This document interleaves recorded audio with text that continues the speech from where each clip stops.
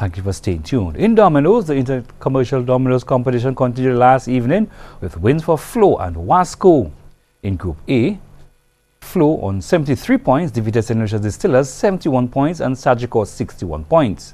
The top scorers for Flo, Lucius Jean-Philippe scored 15 points, while for St. Lucia Distillers, Tony Polius scored a perfect 18 points, and for Sagicor, Aswad Alexander scored 16 points. In Group B, Wasco with 79 points defeated Scotiabank 67 points and Beachcomber 65 points.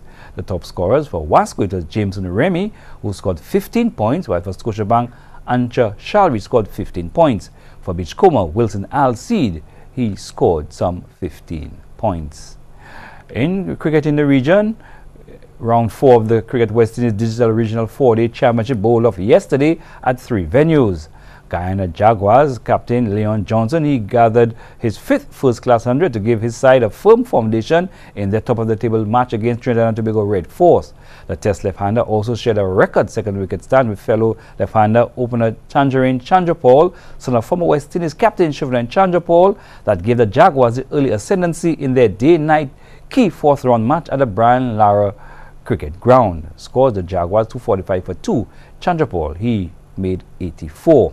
In Basta St. Kitts, Paul Palmer was unbeaten on 78, but left-handers Asad Furadin and John Campbell made 58 and 57 respectively, as the Scorpions used the well-known Warner Park batting paradise to restore confidence.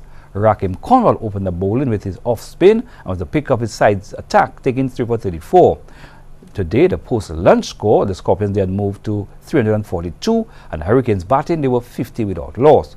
While in Kingstown, St. Vincent, uncapped left-handed opener Anthony Aline led a strong batting parade from the Barbados Pride with 82 and was one of 4 batsmen that plundered half-centuries after they were put into bat.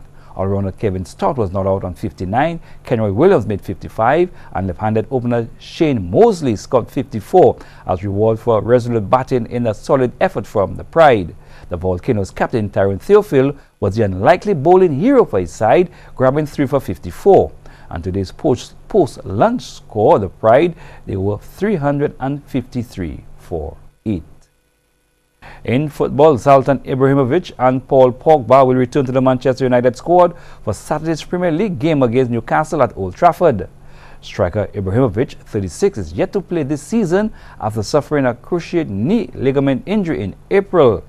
Midfielder Pogba, 24, has not played since injuring a hamstring against Basel in September. Defender Marcos Rojo is also available, and manager Jose Mourinho said all 3 will be selected. Rojo, 27, suffered cruciate knee ligament damage in the same match as Ibrahimovic, a Europa League quarter-final second-leg victory over Anderlecht.